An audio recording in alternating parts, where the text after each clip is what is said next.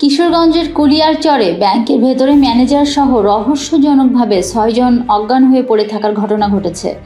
রবিবার 1 জুন বেলা 11টার দিকে ISIC bank Kuliarchar শাখার এ ঘটনা ঘটে।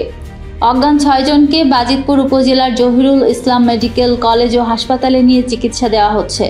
পুলিশ ও স্থানীয় সূত্রে জানা গেছে, প্রতিদিনের মতো সকালে ব্যাংকে নিয়মিত কার্যক্রম চলছিল। বেলা 11টার দিকে ব্যাংকের ম্যানেজার সৌমিক জামান খান সহ 4 জন কর্মকর্তা ও 2 জন গার্ড হঠাৎ অজ্ঞান হয়ে পড়েন। পরে পুলিশ তাদের উদ্ধার করে হাসপাতালে পাঠায়। ভৈরব সার্কেলের সহকারী পুলিশ সুপার মোহাম্মদ নাজমুস সাকিব বলেন, বেলা 11টার দিকে বাহির থেকে কেউ একজন ব্যাংকে ঢুকে। এরপর প্রথমে ব্যাংকের ম্যানেজার সহ 4 জন কর্মকর্তা এবং পরে 2 জন গার্ড অজ্ঞান হওয়ার ঘটনাটি ঘটে। আমরা খবর পেয়ে ঘটনাস্থলে গিয়ে পর্যবেক্ষণ এবং সার্বিক পরিস্থিতি নিয়ন্ত্রণ করি। ব্যাংকের লকার সহ সবকিছুই ঠিকঠাক রয়েছে, তবে কী কারণে এমনটি হয়েছে বিস্তারিত তদন্তের পর জানা যাবে।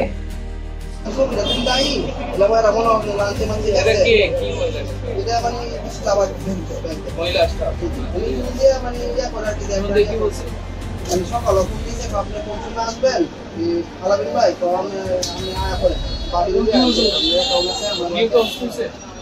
মেডিকেল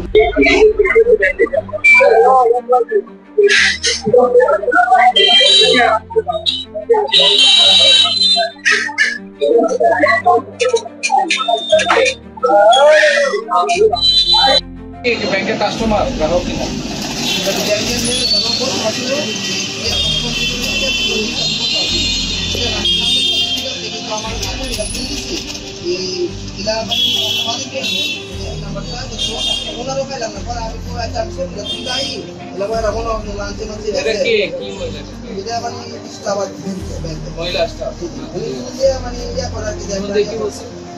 সকাল আপনি পৌঁছানো আসবেন আলাবিন ভাই, তো আমি আয়া করে মেডিকেল তার সাথে আসছে।